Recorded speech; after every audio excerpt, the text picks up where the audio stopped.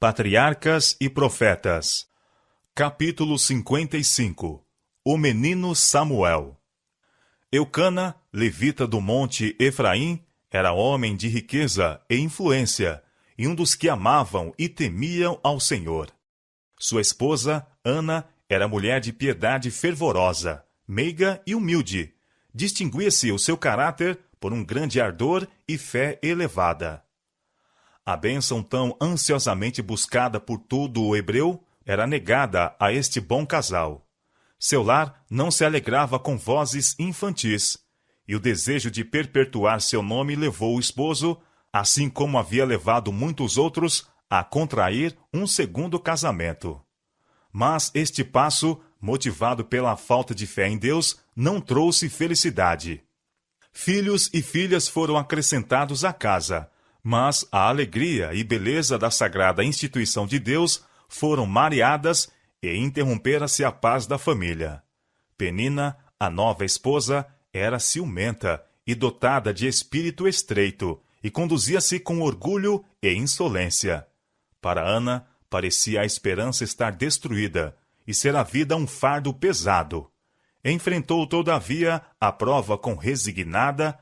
Eucana observava fielmente as ordenanças de Deus. O culto em Silo ainda era mantido, mas por causa de irregularidades no ministério, os serviços dele, Eucana, não eram exigidos no santuário, a que, sendo ele levita, deveria comparecer.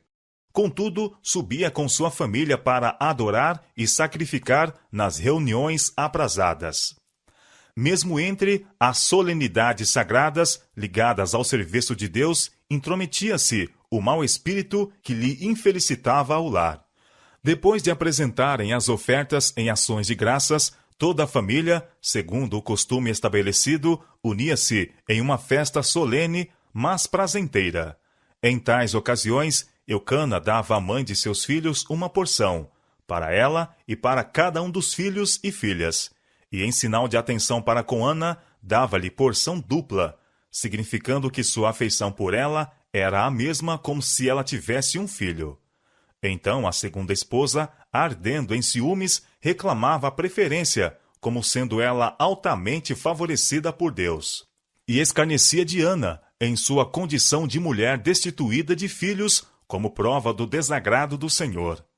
Isto se repetia de ano em ano, até que Ana não mais o pôde suportar. Incapaz de ocultar sua mágoa, chorou sem constrangimento e retirou-se da festa. Seu marido debalde a procurou consolar. — Por que choras? E por que não comes? E por que está mal o teu coração? Disse ele. — Não te sou eu melhor do que 10 filhos? Ana não proferiu censura alguma. O fardo que ela não podia repartir com amigo algum terrestre, lançou-o sobre Deus. Ansiosamente, rogou que lhe tirasse a ignominia e lhe concedesse o precioso dom de um filho para o criar e educar para ele. E fez um voto solene de que, se seu pedido fosse satisfeito, dedicaria o filho a Deus, mesmo desde o seu nascimento. Ana tinha se aproximado da entrada do tabernáculo, e na angústia de seu espírito, orou e chorou abundantemente. Contudo, entretinha em silêncio comunhão com Deus, não proferindo nenhuma palavra. Naqueles tempos ruins, tais cenas de adoração eram raramente testemunhadas. Festins irreverentes e mesmo embriaguez eram coisas comuns, mesmo nas festas religiosas. E Eli, o sumo sacerdote, observando Ana, supôs que estivesse dominada pelo vinho.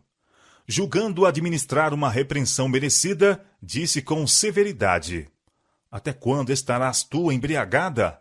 Aparta-te de ti o teu vinho. Condoída e surpresa, Ana respondeu brandamente: — Não, senhor meu, eu sou uma mulher atribulada de espírito. Nem vinho, nem bebida forte tenho bebido, porém tenho derramado a minha alma perante o Senhor. Não tenhas, pois, a tua serva por filha de Belial, porque da multidão dos meus cuidados e do meu desgosto tenho falado até agora. O sumo sacerdote ficou profundamente comovido, pois era homem de Deus, e em lugar de repreensão proferiu uma bênção. Vá em paz, e o Deus de Israel te conceda a tua petição que lhe pediste. A oração de Ana foi atendida. Recebeu a dádiva que tão fervorosamente havia rogado. Olhando para o filho, chamou-o Samuel, pedido a Deus. Logo que o pequeno teve idade suficiente para separar-se de sua mãe, ela cumpriu seu voto. Amava o filho com toda a devoção de um coração de mãe. Dia após dia, observando suas faculdades que se expandiam e ouvindo seu balbuciar infantil, cingia-o mais estreitamente em suas afeições. Era seu único filho, uma dádiva especial do céu, mas recebera-o como um tesouro consagrado a Deus e não queria privar o doador daquilo que lhe era próprio. Mas uma vez Ana viajou com o esposo para Silo e apresentou ao sacerdote, em nome de Deus, sua preciosa dádiva, dizendo: Por este menino orava eu, e o Senhor me concedeu a minha petição que eu lhe tinha pedido. Pelo que também ao Senhor eu o entreguei por todos os dias que viver. Eli ficou profundamente impressionado pela fé e devoção desta mulher de Israel.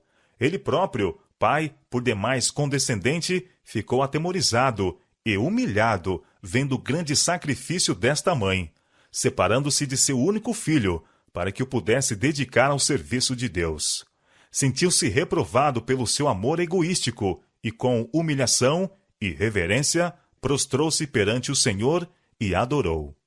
O coração da mãe encheu-se de alegria e louvor, e ela almejava extravasar sua gratidão a Deus.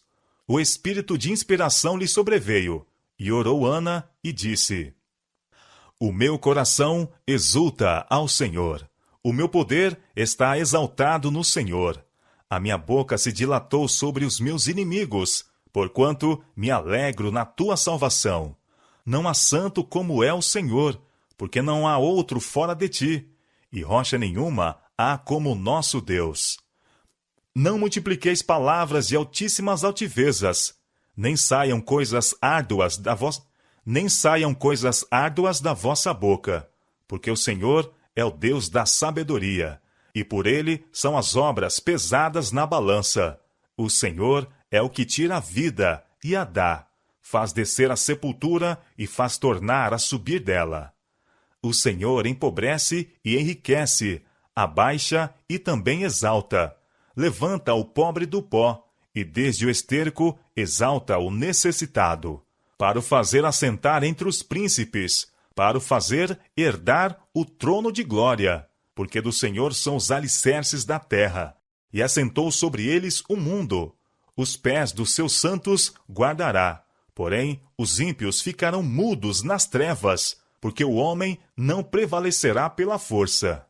Os que contendem com o Senhor serão quebrantados, desde os céus trovejará sobre eles. O Senhor julgará as extremidades da terra, e dará força ao seu rei, e exaltará o poder do seu ungido. 1 Samuel capítulo 2, versos 1 a 3, e versos 6 a 10. As palavras de Ana eram proféticas, tanto a respeito de Davi, que reinaria como rei de Israel, como do Messias, ungido do Senhor. Referindo-se a princípio à jactância de uma mulher insolente e contenciosa, aponta o cântico para a destruição dos inimigos de Deus e o triunfo final do seu povo remido. De Silo, Ana voltou silenciosamente para o seu lar em Ramá, deixando o menino Samuel para ser educado para o serviço da casa de Deus, sob a instrução do sumo sacerdote. Desde o primeiro despontar da inteligência do filho, ela lhe ensinara a amar e reverenciar a Deus, e a considerar-se como sendo do Senhor. Por meio de todas as coisas conhecidas que o cercavam, procurou ela elevar seus pensamentos ao Criador. Depois de separada de seu filho, a solicitude da fiel mãe não cessou. Cada dia ele era objeto de suas orações. Cada ano ela lhe fazia, com suas próprias mãos, uma túnica para o serviço. E subindo com o esposo para adorar em Silo, dava ao menino esta lembrança de seu amor. Cada fibra da pequena veste era tecida com uma oração, para que ele fosse puro, nobre e verdadeiro. Não pedia para o filho grandezas mundanas, mas rogava fervorosamente que ele pudesse alcançar aquela grandeza a que o céu dá valor, que honrasse a Deus e abençoasse a seus semelhantes. Que recompensa teve Ana, e que estímulo para a fidelidade é o seu exemplo. Há oportunidades de inestimável valor, interesses infinitamente preciosos confiados a toda mãe. A humilde rotina dos deveres que as mulheres têm considerado como uma fastidiosa tarefa deve ser encarada como obra grandiosa e nobre. É privilégio da mãe abençoar o mundo pela sua influência, e fazendo isto, trará alegria a seu próprio coração. Ela pode fazer retas veredas para os pés de seus filhos, através de claridade e sombra, em direção às alturas gloriosas do céu. Mas unicamente quando procura em sua vida seguir os ensinos de Cristo, é que a mãe pode esperar formar o caráter de seus filhos segundo o modelo divino. O mundo está repleto de influências corruptoras. A moda e os costumes exercem forte poder sobre os jovens. Se a mãe falta em seu dever de instruir, guiar e restringir, os filhos naturalmente aceitarão o mal e se desviarão do bem. Que toda mãe vá muitas vezes ao Salvador com a oração: ensina-nos o que faremos pela criança. Atenda a ela a instrução que Deus dá em sua palavra, e ser-lhe-á dada sabedoria conforme a necessitar. O mancebo Samuel ia crescendo, e fazia-se agradável, assim para com o Senhor, como também para com os homens. Se bem que a juventude de Samuel fosse passada no tabernáculo, dedicada ao culto de Deus, não se achava ele livre de influências más ou exemplos pecaminosos. Os filhos de Eli não temiam a Deus, nem honravam a seu pai. Mas Samuel não procurava sua companhia, nem seguia seus maus caminhos. Fazia esforço constante para tornar-se o que Deus queria que ele fosse. Este é o privilégio de todo jovem. Deus se apraz mesmo quando as criancinhas se entregam ao seu serviço. Samuel fora posto sob os cuidados de Eli, e a beleza de seu caráter suscitou a afeição ardorosa do idoso sacerdote. Era amável, generoso, obediente e respeitoso. Eli, aflito pelo descaminho de seus filhos, obtinha descanso, consolo e bênção na presença daquele que estava sob seu encargo. Samuel era serviçal e afetivo, e nunca pai algum amou a seu filho mais ternamente do que Eli aquele jovem. Coisa singular era que entre o magistrado principal da nação e a simples criança existisse uma afeição tão ardorosa, sobrevindo a Eli as debilidades próprias da idade e enchendo-se ele de ansiedade e remorsos pelo procedimento dissoluto de seus filhos, voltou-se para Samuel em busca de consolo. Não era costume entrarem os levitas para os seus serviços peculiares antes que tivessem 25 anos de idade. Samuel, porém, foi uma exceção a esta regra. Cada ano lhe eram confiados encargos de mais importância, e quando ainda era criança, um éfode de linho foi posto sobre ele em sinal de sua consagração ao serviço do santuário. Jovem como era ao ser trazido para ministrar no tabernáculo, tinha Samuel mesmo então deveres a cumprir no serviço de Deus, conforme sua capacidade. Estes eram a princípio muito humildes e nem sempre agradáveis, mas cumpria-os da melhor maneira que lhe permitia a habilidade, e com coração voluntário. Levava sua religião a todo o dever da vida. Considerava-se servo de Deus, e o seu trabalho como o trabalho de Deus. Seus esforços eram aceitos, porque eram motivados pelo amor a Deus e por um desejo sincero de fazer a sua vontade. Foi assim que Samuel se tornou o cooperador do Senhor do céu e da terra, e Deus o habilitou a cumprir uma grande obra em prol de Israel. Se as crianças fossem ensinadas a considerar a humilde rotina dos deveres de cada dia como o caminho a elas indicado pelo Senhor, como uma escola em que deveriam adestrar-se para a realização de um serviço fiel e eficiente, quanto mais agradável e honroso lhes pareceria o seu trabalho. O cumprir todo o dever como sendo ao Senhor lança um encanto ao redor da mais humilde ocupação, e liga os obreiros na terra com seres santos que fazem a vontade de Deus no céu. O bom êxito nesta vida e no ganhar a vida futura depende de uma atenção fiel e conscienciosa às coisas pequenas.